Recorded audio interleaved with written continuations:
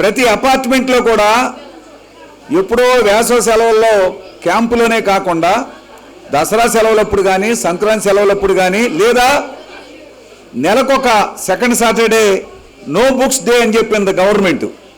కాబట్టి ప్రతి నెల ఒక సెకండ్ సాటర్డే ఇటువంటి కార్యక్రమం కన్నా పెడితే పిల్లల్లో ఉన్న శక్తి సామర్థ్యాలు ఎన్నో బయటకు వస్తాయి. ఇప్పుడు చేసిన గ్రూప్ డ్యాన్స్ ఎంత బాగుందో మనకి. కాబట్టి ఆ విధంగా పిల్లలకి సృజనాత్మక శక్తి మనం పెంచాలి. ఉదయం 7 గంటలు బయలుదేరి వెళ్తే రాత్రి 7 గంటలు మళ్ళీ ఇంటికి వచ్చిన తర్వాత 9 గంటల దాకా వాళ్ళని రుద్దేస్తుంటే వాళ్ళలో సృజనాత్మక శక్తి బయటికి రాదు. అందుకని ఆటపాటలతో కూడిన విద్య ఉన్నప్పుడు మాత్రమే సృజనాత్మకత వస్తుంది. ఒక మాట వినమ్మా, అందరూ సైలెంట్గా వినాలి. ప్రతి పిల్లవాడికి ప్రతి బాలబాలికలకి 6 లక్షణాలు ఉండాలండి. వినండి కొద్దిగా. ఒకటి, చెప్పే పాఠాన్ని గ్రహించే శక్తి, గ్రహణ అంటాం, గ్రహించే శక్తి. రెండోది ధారణ. ధారణ అంటే చెప్పిన దాన్ని గుర్తుపెట్టుకుని నిల్వ ఉంచుకోవాలి మైండ్లో, మెదడులో. మూడోది స్మరణ, స్ఫురించుకోవటం. అంటే మళ్ళీ క్వశ్చన్ పేపర్ ఇచ్చినప్పుడు ఆన్సరు గుర్తుపెట్టుకుని ఆన్సర్ రాయాలి కరెక్ట్గా. ఈ 3. ఇంకొక 3 ఉన్నాయి. చింతన అంటే ఆలోచించటం. ఆలోచనలో ఈ వేసవకాలంలో ఎందుకు ఇంత ఎండ వస్తుంది, భూకంపాలు ఎందుకు వస్తున్నాయి, వాయుగుండాలు ఎందుకు పడుతున్నాయి, ప్రపంచం ఏంటి, దేశం ఏంటి, సమాజం ఏంటి, మన కుటుంబం ఏంటి అనేది ఆలోచన చేయాలి, చింతన. తర్వాత 5వది సృజన. వినండమ్మా, సృజన అంటే ఊహించటం. ఈ విధంగా ఉంది, ఇంకో రకంగా ఉంటే బాగుంటుంది కదా.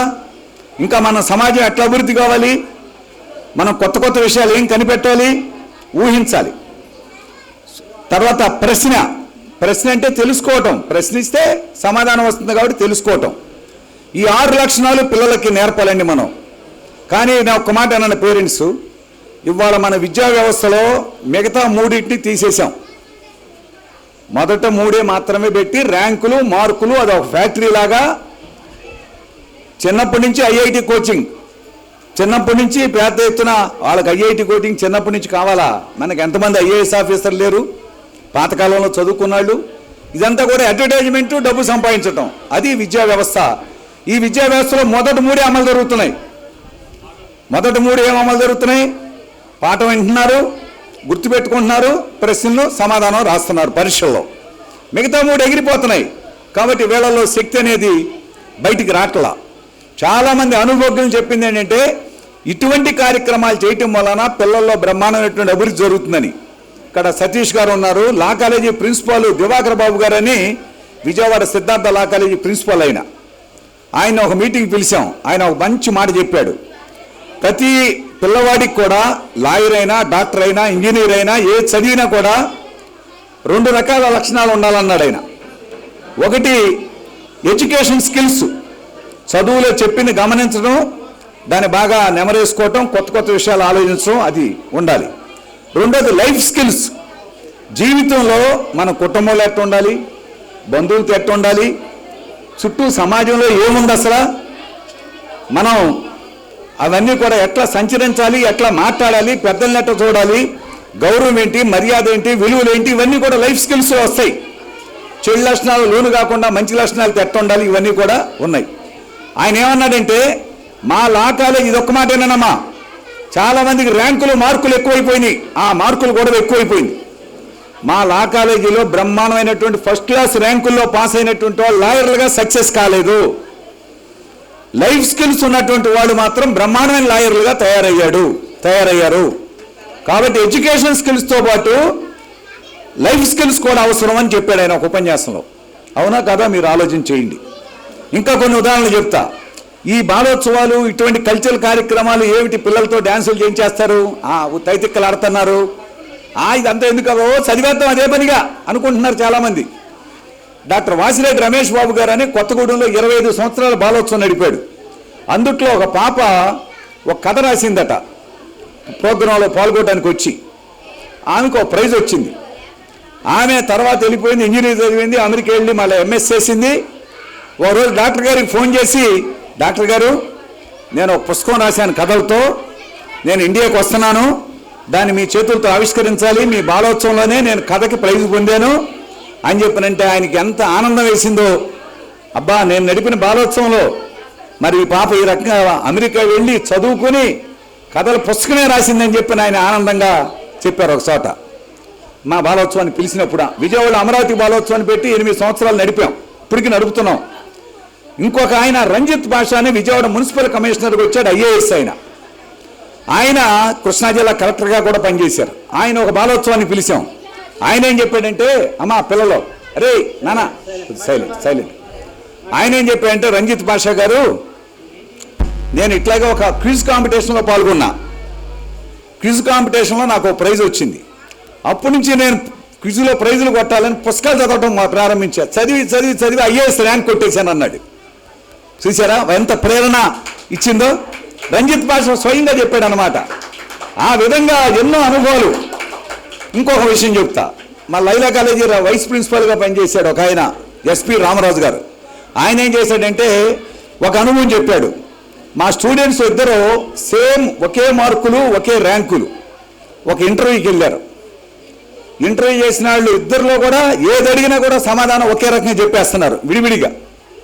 వీళ్ళని ఎట్టగరా టెస్ట్ పెట్టేదని చెప్పని, అబ్బాయి మీలో ఏ సృజనాత్మక శక్తి ఉందో నేను 1 గంట టైం ఇస్తాను, అది మళ్ళీ మీరు బయటికి వెళ్ళి మీరు అక్కడ కూర్చుని మీరు మీ సృజనాత్మక శక్తిని ప్రదర్శించండి అని చెప్పనంటే, ఒక కుర్రాడు ఏం చేశాడంటే ఆ ఇంటర్వ్యూ చేసి ఆయన బొమ్మ వేసాడు, ఆర్ట్ వేసాడు.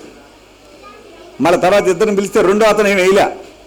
అబ్బాయి నీలో సృజనాత్మకత ఉందా, నీకు కావాలి ఉద్యోగం, నీకు ఇచ్చేస్తానని చెప్పేశాడు. చూసారా, ఒక స్కిల్ ఉంటే ఇట్లా ఉపయోగపడుతుంది అనేది.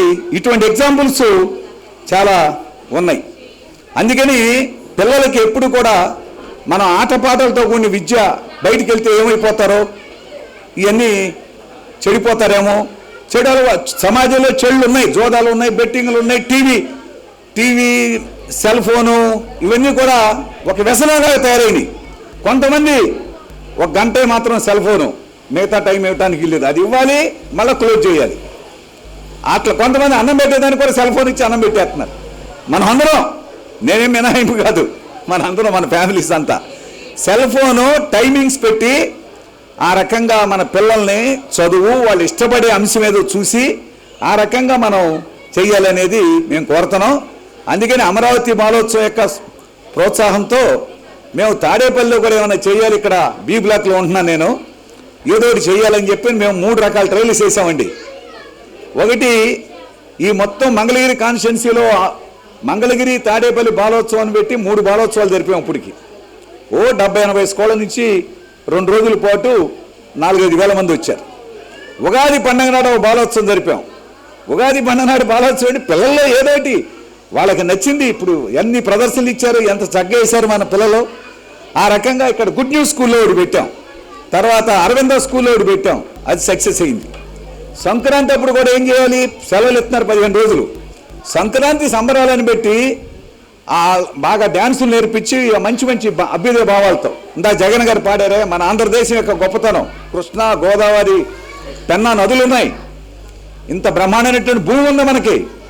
కానీ ఎందుకు ఆంధ్ర రాష్ట్రంలో పేదరికం ఉంది, ఇంకా మంచినీళ్ళు అందే పరిస్థితి ఎందుకు లేకుండా పోయింది? అందరం మన కృష్ణానది పక్కనే ఉంది, అందరం మినరల్ వాటర్ తాగేస్తున్నాం. కొంతకాలం అయిన తర్వాత ఆక్సిజన్ సిలిండర్లు కూడా కొనుక్కురావాలండి, వాతావరణం పొల్యూట్ అయిపోతుంది. ఆక్సిజన్ సిలిండర్లు కూడా తెచ్చి పెట్టుకోవాలి ఇంట్లో. అందుకని ఈ పర్యావరణం కూడా పెద్ద సమస్యగా ఉంది ఇవాళ. అందుకని ఇటువంటివన్నీ కూడా చాలా ఆలోచించి మారిన పరిస్థితులకు అనుగుణంగా మనం ఎట్లా మారాలనేది కూడా ఆలోచన చేయాలి తప్ప వేరే లేదు. అందుకని నేను అందరినీ కూడా అపార్ట్మెంట్ వాసుల్ని చుట్టుపక్కల అందరిని కూడా కోరేది ఏంటంటే, బాలలకి ప్రాధాన్యత ఇవ్వాలండి. ఏదైనా బాలల దానికి డబ్బులు అనేది పెట్టకూడదు. బాలలు ఏది నేర్చుకున్నా, ఆట పాట చదువు ఏదైనా సరే వాళ్ళు డబ్బులు అనేది పెట్టకూడదు. ఆ రకంగా ప్రతి అపార్ట్మెంట్లో కూడా నెలకు ఒక ప్రోగ్రాం, 2 నెలలకు ఒక ప్రోగ్రాం కానీ పెడితే పిల్లల్లో బ్రహ్మాండమైనటువంటి వాళ్ళ యొక్క శక్తి సామర్థ్యాలు పెరుగుతాయి. అందుకని వాళ్ళు ఇంత వడగాల్లో కూడా తల్లిదండ్రులు వచ్చారు, పిల్లలు ఎంతో ఆనందంగా, మాకు అదే సంతృప్తి. మా సుబ్బారెడ్డి గారు, మనోహర్ రెడ్డి గారు వీళ్ళు బాధ్యత తీసుకుని, మేము ఈ సంవత్సరం జరపలేమేమో, నాకు చాలా పనులు ఉన్నాయని అనుకున్నా.